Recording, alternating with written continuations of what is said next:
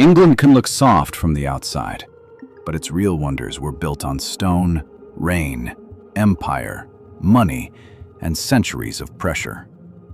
Behind the postcard view, you find prehistoric circles older than the pyramids, Roman baths still steaming in memory, university courtyards that shaped the modern world, and villages so perfect they almost feel unreal.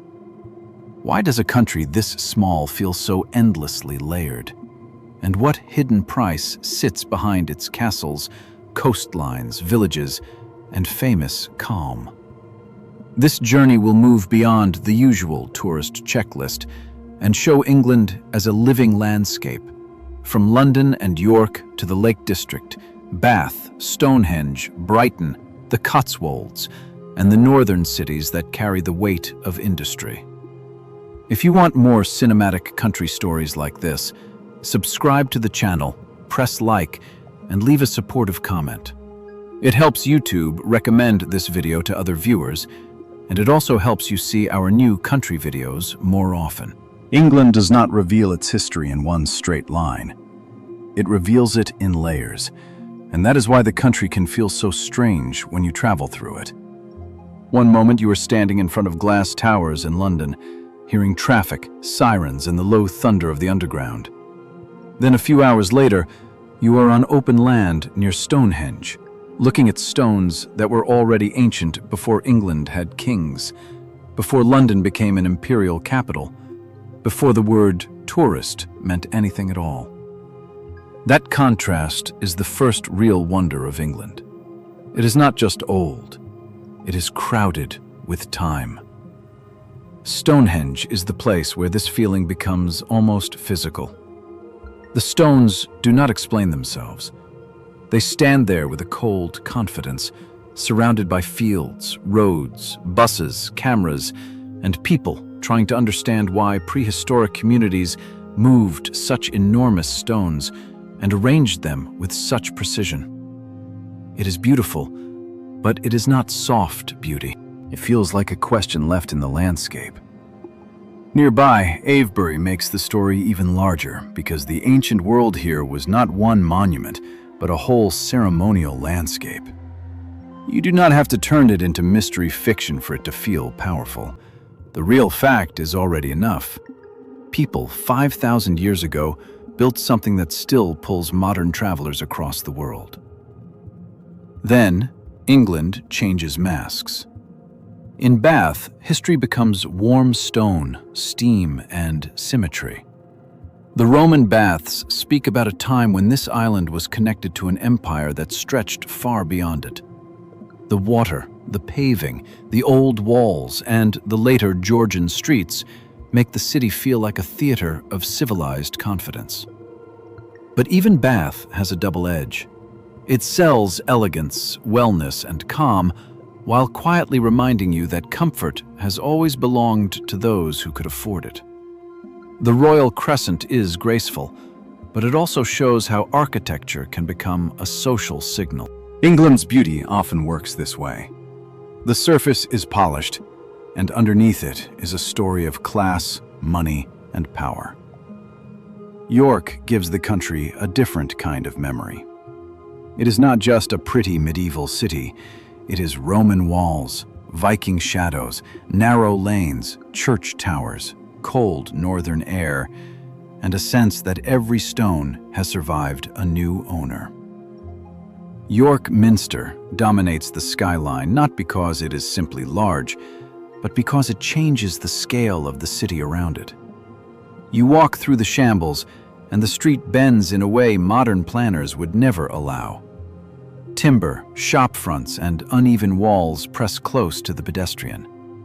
It is beautiful, but it is also tight, old, and almost theatrical. England here is not a clean museum. It is a place where commerce, religion, invasion, tourism, and ordinary life are squeezed into the same streets. Cambridge and Oxford add another layer. The country as a machine of education, tradition, and quiet authority. The college courtyards, chapels, libraries, and riverbanks look peaceful in 4K footage. But they are not innocent scenery. They represent centuries of selection, privilege, discipline, and ambition. A punt gliding along the River Cam looks romantic. A stone arch glowing at sunset looks harmless. But behind those images is a culture that trained prime ministers, scientists, writers, economists, and administrators who shaped not only England, but huge parts of the world. That is why these university cities feel different from ordinary historic towns. Their beauty is not just decorative, it is institutional. London pulls all of these layers into one enormous pressure point. Westminster, the Tower of London, St. Paul's, the British Museum, Buckingham Palace, the South Bank, the markets, the stations, the old pubs, and the new skyscrapers all sit inside the same restless city. London is not the whole of England, but it is the place where England becomes impossible to simplify. It is royal and rebellious, expensive and creative, ceremonial and chaotic. The Tower of London can look like a tourist landmark, but its walls carry stories of prison, execution, duels, and royal fear. The Houses of Parliament can look like a postcard, but they stand at the centre of decisions that affected lives far beyond the Thames. The economy of England is not something you only see in offices, banks, or statistics. You see it in the price of a hotel room near a London station, in the polished windows of Bond Street, in the coffee queue before work, in the small village cottage that looks romantic until you ask how much it costs, and in the old industrial cities that had to reinvent themselves after the factories changed or disappeared. England's wonders are beautiful, but many of them are also expensive to reach, expensive to maintain, and expensive to live near. London is the obvious starting point, because London is not just the capital. It is a global machine. Finance, law, media, art, technology, politics, luxury retail, tourism, and higher education all collide there. The result is spectacular on camera. Bridges over the Thames, office towers at Canary Wharf, black cabs moving through narrow streets, theaters glowing at night, and markets full of voices from everywhere. But the same machine that creates energy also creates pressure.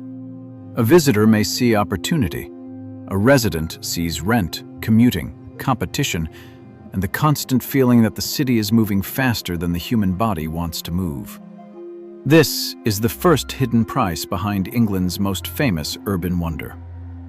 London gives you the British Museum, the Tower of London, Westminster Abbey, the London Eye, the Tate Modern, Borough Market, Camden, Soho, Greenwich, and endless streets that seem made for walking. But it also gives you one of the sharpest contrasts in Europe. Royal ceremony and housing stress, luxury stores and tired commuters, historic squares, and people calculating whether they can afford another month in the city. For a travel video, London is easy to love. For everyday life, London asks for stamina. Liverpool shows another economic England. The city was shaped by the sea, trade, migration, music, football, and the long memory of a port that connected Britain to the wider world. The restored docks look cinematic because water and brick create instant atmosphere. The Beatles story gives Liverpool a global emotional hook. Anfield gives the city a different kind of pilgrimage, where football becomes identity, memory, and family inheritance. Yet Liverpool is also a reminder that economic glory can move away and leave a city to rebuild its meaning. That makes the place more interesting than a simple cultural stop. It feels proud because it had to be. The Cotswolds offer the opposite image, but the economics are still there. Honey-colored cottages, rolling hills, church towers, dry stone walls, quiet lanes, and old market towns create the England many visitors dream about. Places like Bourton-on-the-Water, Stow-on-the-Wold, and Castle Combe look almost too perfect. But this beauty is not free from pressure. When villages become symbols of national charm, they attract second homes, weekend money, high property prices, crowded streets, and a quiet question: can local life survive when the village becomes a postcard? The Cotswolds are beautiful because they feel preserved, but preservation can also freeze a place into an image that ordinary people struggle to afford. That is England in miniature. The wonder is real, and so is the bill. The country knows how to turn history into value, scenery into desire, and tradition into an economy. This can be impressive. It can also be uncomfortable. When you travel through England, you are not only moving through beautiful places, you are moving through a system that has learned how to package beauty without fully hiding the strain behind it. The camera sees the castle. The resident sees the council tax, the rent, the train fare, the shop closing early, the job market, the crowd, the weather, and the cost of staying. England's weather is not a background detail. It is part of the story. The same village can look golden, grey, cinematic, miserable, romantic, and lonely within a single day. The same coastline can feel like freedom in morning light and warning by late afternoon. The same city street can turn from postcard to wet pavement in 10 minutes. This is why England in 4K often looks richer than countries with more predictable sunshine. The weather keeps rewriting the image. The Lake District is the best place to understand this. Rain does not ruin the Lake District. Rain creates it. The mountains, valleys, lakes, stone walls, moss, sheep fields, and low cloud all depend on a climate that makes the landscape feel alive and sometimes severe. Windermere can shine under a calm sky, and then the mood can shift until the water looks dark, cold, and ancient. Wastewater feels even more dramatic because it does not try to be cheerful. The slopes rise sharply, the water sits deep, and the whole place has a silence that can feel almost heavy. On a sunny day, hikers speak about beauty. In bad weather, the landscape reminds you that beauty can still be dangerous. This is one of the reasons England cannot be filmed only as a summer destination. Spring brings blossom, fresh fields, and the kind of soft light that makes villages look newly painted. Summer brings longer days, festivals, coastal trips, garden visits, and crowds in the famous places. Autumn may be the most cinematic season. Wet leaves, amber stone, mist over fields, low sun on old walls, and cities that look more dramatic after rain. Winter strips the country down. The Cotswolds become quieter. York feels sharper. The Lake District feels harsher. London glows at night, but the daylight can be short and gray enough to change your mood. England's coastlines add another weather language. Brighton is the playful version. The pier, the pebbled beach, the lanes, the bars, the sea air, and the sense that London has come down to breathe for a weekend. But the English coast is not always light entertainment. In Cornwall, Dorset, Northumberland, and the eastern seaside towns, the coast can feel exposed, windy, and slightly melancholic. Cliffs, harbors, fishing villages, ruined castles, and empty beaches carry a different emotional charge from Mediterranean resorts. The sea here often looks beautiful because it looks cold. For travelers, the practical lesson is simple but important. England rewards flexibility. You do not plan it like a perfect blue sky postcard. You plan layers, backup routes, museum options, waterproof shoes, and enough patience to let the weather become part of the experience. If you go to the Lake District, you do not assume every mountain walk will be clear. If you go to Stonehenge, you accept that wind across open land can make the place feel more powerful. If you go to Bath, rain on Georgian stone can make the city more atmospheric than sunshine. If you go to London, you learn quickly that an umbrella is not a personality trait. It is survival equipment. England's climate is not extreme compared with many countries. That is part of its deception. It rarely announces itself with one dramatic threat. Instead, it wears people down gently, then rewards them suddenly. It gives you drizzle, wind, soft sun, cloud, more drizzle, and then one perfect evening that makes the whole trip feel justified. This rhythm is central to the country. England does not always give beauty on command. It makes you wait, and when the light finally breaks through, even an ordinary field can look like a scene from a film. The people of England are often misunderstood through cliches: politeness, tea, queues, dry humor, football, pubs, royal ceremonies, and a certain emotional reserve. Some of those cliches exist for a reason, but they become misleading if you treat them as the whole country. England is not one social mood. It is London impatience, northern warmth, university formality, village caution, seaside eccentricity, football intensity, immigrant energy, old class codes, and young people trying to build a life in places that are often too expensive for them. London is the loudest example of this mixture. In one underground carriage, you can hear several languages. See office workers, tourists, students, cleaners, musicians, families, and people who look as if they have been awake since 5 in the morning. London does not smile at everyone, but it absorbs almost everything. That is part of its power. It can feel cold because nobody has time to perform friendliness. It can also feel liberating because nobody is surprised that you exist. In London, anonymity is not always loneliness. Sometimes it is freedom. Outside London, the social map changes. In York, you feel heritage and tourism, but also the rhythm of a northern city that has not surrendered completely to visitors. In Liverpool, humor and civic pride are more direct. The city speaks loudly about music, football, memory, and belonging.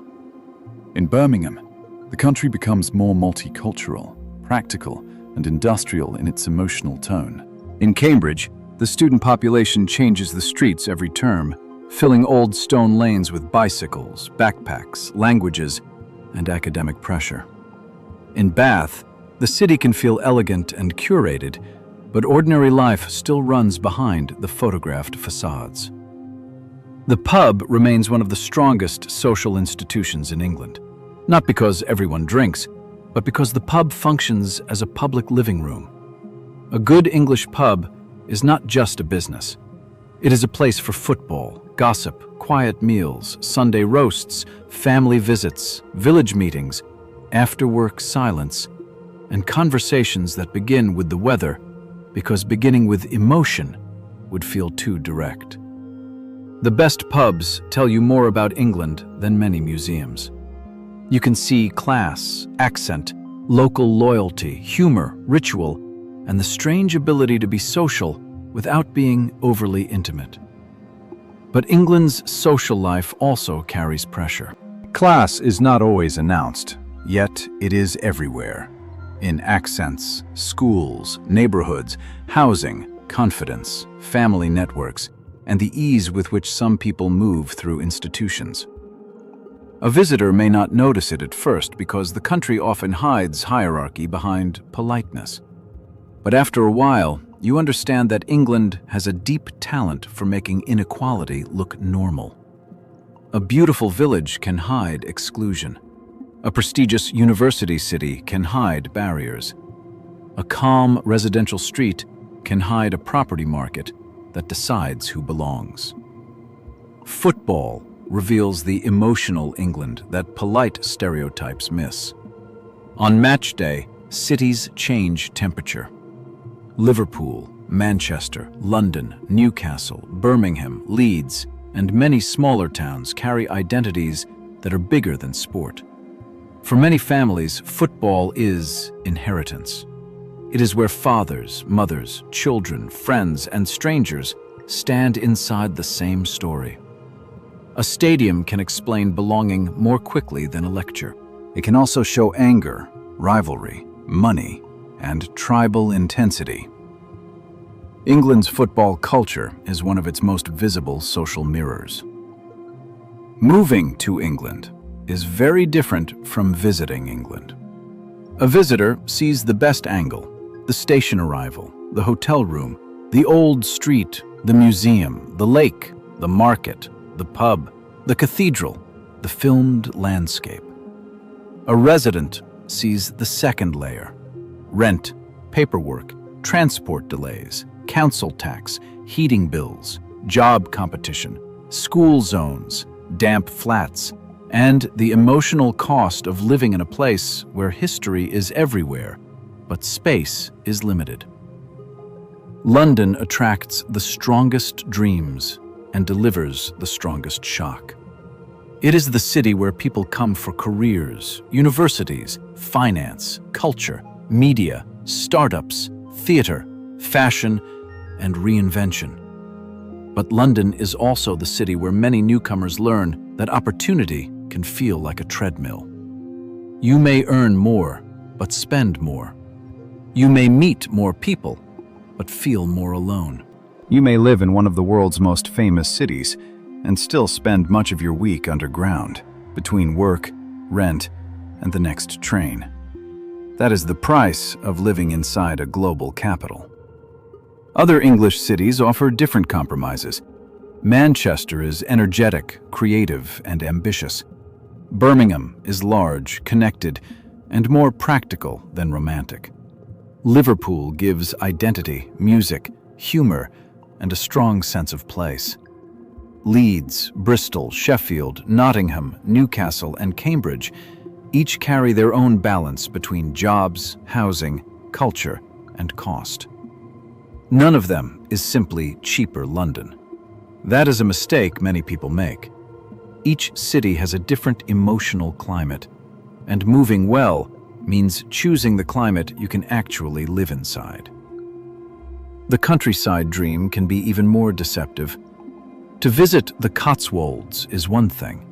To live in a village where transport is limited, property is expensive, services are scattered, and local life may be quieter than expected is another.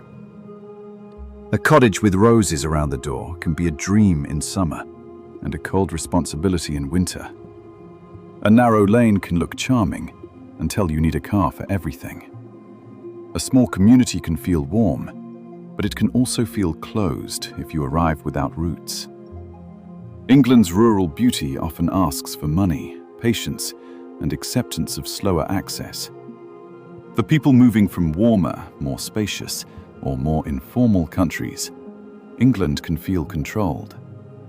There are rules for renting, rules for bins, rules for parking, rules for appointments, rules for schools, rules for pets, rules for noise, and unwritten rules for behavior.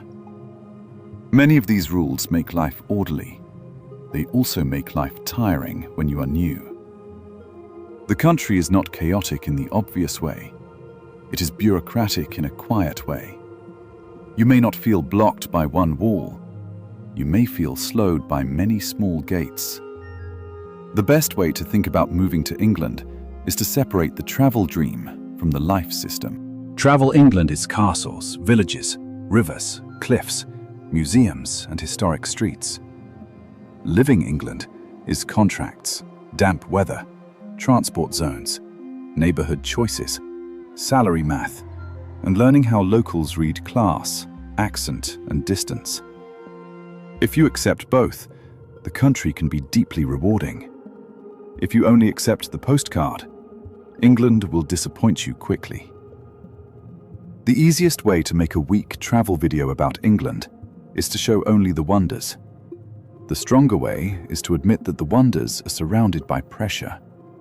England can be breathtaking, but it can also be expensive, crowded, damp, slow, unequal, and emotionally exhausting.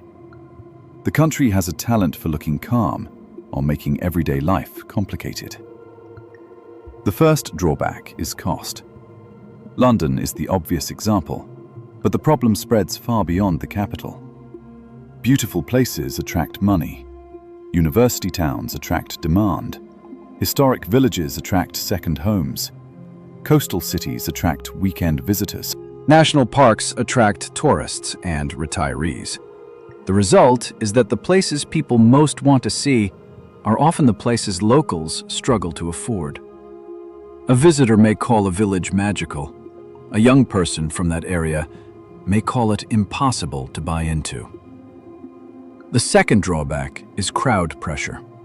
The most famous sites can feel less like discovery and more like controlled movement. Stonehenge, Bath, central London, parts of Oxford and Cambridge, the Cotswolds on a sunny weekend, the Lake District in peak season, and Brighton on a warm day can all become crowded enough to change the experience. You still see the beauty, but you also see buses, queues, ticket times, packed pavements, full car parks, and phones lifted at the same angle. England's fame can sometimes stand between you and England itself. The third drawback is infrastructure fatigue. Trains can be expensive. Roads into popular rural areas can be narrow and clogged. Old cities were not built for modern traffic. London transport is extensive but intense. Smaller towns may be charming but awkward without a car. The country is connected, yet not always convenient. A map can make distances look easy, but the actual journey may include delays, transfers, rain, and a final bus that does not run as often as you hoped. The fourth drawback is weather and housing. Dampness is not just a travel mood, it is a domestic reality. Many homes, especially older ones, can feel cold, expensive to heat, or difficult to ventilate. The same stone and brick that look beautiful in heritage streets can mean maintenance, drafts, and moisture when you actually live inside them. England's architecture is romantic from the outside. From the inside, it can become a negotiation with winter. If this journey through England is already giving you a more honest picture, subscribe to the channel, press like, and write in the comments which city you are watching from. It helps build a real map of our audience, and it tells us where these country stories are traveling. There is also the emotional drawback of reserve. Some visitors love the quiet manners, the indirect humor, the respect for personal space, and the lack of loud drama. Others feel distance. Making friends can take time. Invitations may be subtle.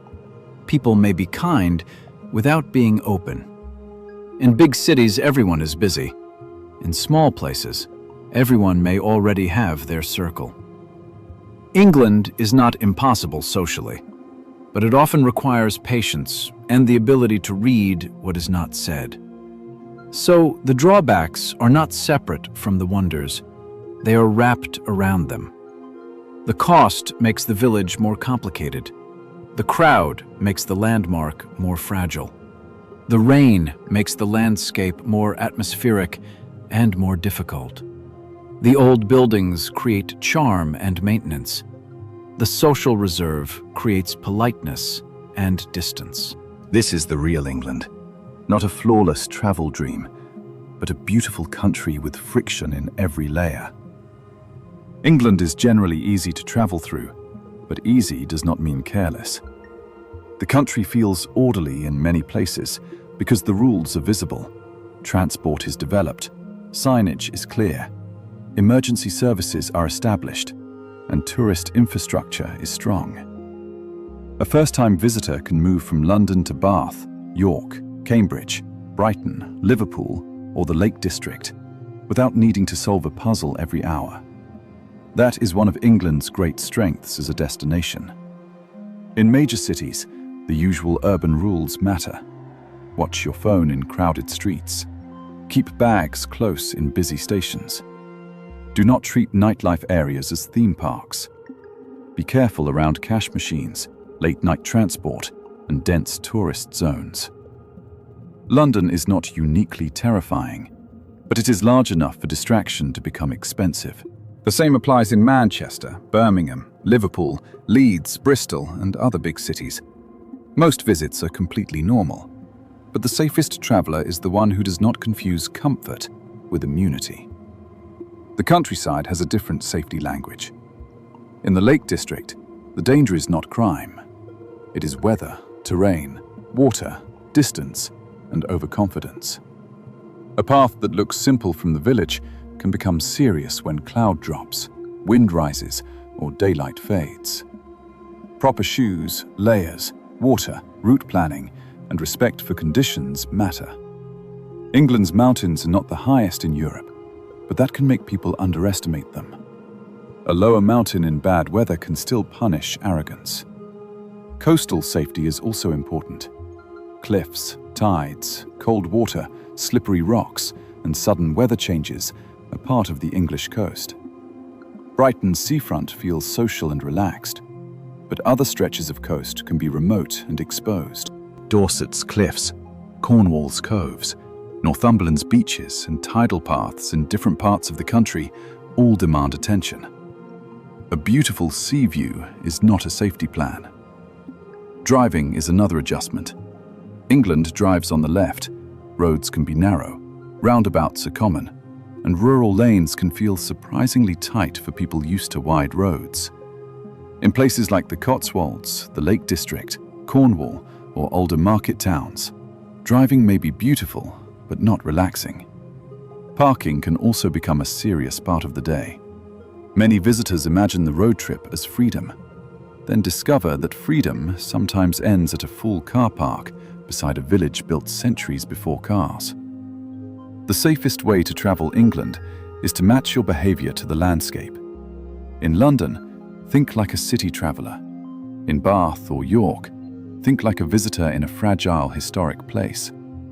In the Lake District, think like a walker in changing conditions. On the coast, think about tide and wind. In villages, think about residents. When you do that, the country opens without unnecessary drama.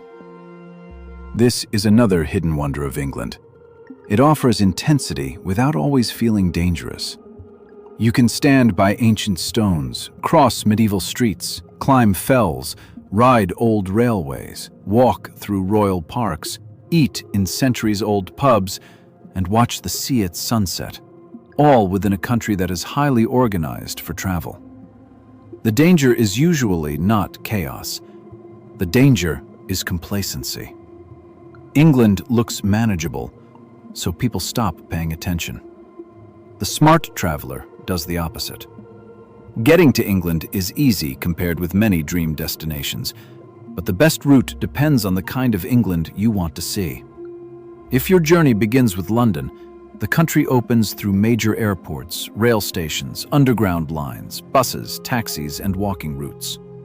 Heathrow, Gatwick, Stansted, Luton, London City, and other airports connect the capital to the world. From there, the railway system can take you toward Bath, York, Cambridge, Oxford, Brighton, Liverpool, Manchester, Birmingham, the Lake District gateways, and dozens of smaller places that shape the real travel experience. But the first practical rule is border paperwork. England is part of the United Kingdom, so visitors need to check current UK entry rules before traveling. For many short-stay visitors, that now means checking whether an electronic travel authorization or a visa is required. This is not the romantic part of the trip, but it is the part that can decide whether you board your flight. The official government website should be the starting point, not a random paid intermediary that turns a simple step into an overpriced service. Once you arrive, London can be either a base or a trap. It is tempting to spend the whole trip there because the city contains enough attractions for weeks. But if the topic is the wonders of England, then staying only in London is like reading only the first chapter of a thick book. Use London for what it does best: arrival energy, museums, theatre, royal and political landmarks, neighbourhoods, food, markets, and the first shock of scale. Then leave. For classic history, take trains or organised trips toward Bath, Stonehenge, Oxford, Cambridge, and York. Bath works well as a day trip from London, but it deserves more time if you want to feel the city after the busiest hours. Stonehenge can be combined with other Wiltshire landscapes, but it is better when treated as part of a wider prehistoric story, rather than a quick photo stop. Oxford and Cambridge are easy to reach by rail, but each city rewards slow walking. York is farther north, yet the train journey makes it one of the strongest historic city escapes in England. For landscapes, the rhythm changes. The Lake District is not a quick London side note. It needs time, weather flexibility, and a plan for local transport or a car. Many travelers reach it through towns such as Windermere, Oxenholme, or Penrith, then continue into valleys, lakes, and villages. If you try to rush it, the place becomes a checklist. If you slow down, the Lake District becomes one of England's most powerful emotional landscapes. For the coast, Brighton is the easiest major seaside escape from London. It gives quick access, personality, nightlife, the pier, the lanes, and a sea view that feels immediate. For wilder coastal England, look farther.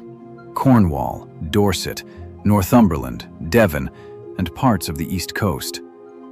These trips require more time, but they reveal another country entirely. Less polished than London, and often more atmospheric. The final travel rule is simple. Do not build an England trip only around icons. Build it around contrasts. Put London beside a village. Put Bath beside Birmingham. Put Stonehenge beside a living market town. Put the Lake District beside Liverpool. Put Cambridge beside a rougher, more ordinary street. That is how England becomes more than a beautiful video. It becomes a country with tension, memory, class, weather, humor, and depth. The real wonder of England is not one place. It is the density. Few countries can move so quickly from prehistoric stones to Roman baths, from medieval streets to industrial canals, from royal ceremony to football noise, from university courtyards to wet mountain paths, from perfect villages to exhausted train platforms, from bright seaside pleasure to dark northern weather. England is not always grand in size, but it is enormous in layers. That is why a travel film about England should not simply say, "Here are the most beautiful places." Beauty is only the surface. London is beautiful because it concentrates power, history, money, and pressure. York is beautiful because it survived so many identities. Bath is beautiful because elegance and privilege became stone. The Cotswolds are beautiful because preservation created an almost unreal countryside image. The Lake District is beautiful because nature and human use shaped a landscape that feels both calm and severe. Stonehenge is beautiful because it refuses to explain itself. But the country should not be romanticized into innocence. Its wonders were shaped by power, class, empire, labor, money, exclusion, faith, ambition, and survival. If you remove that darker layer, England becomes a postcard. If you keep it, England becomes fascinating. The same stone wall can be charming and political. The same old house can be beautiful and unaffordable. The same city can be inspiring and exhausting.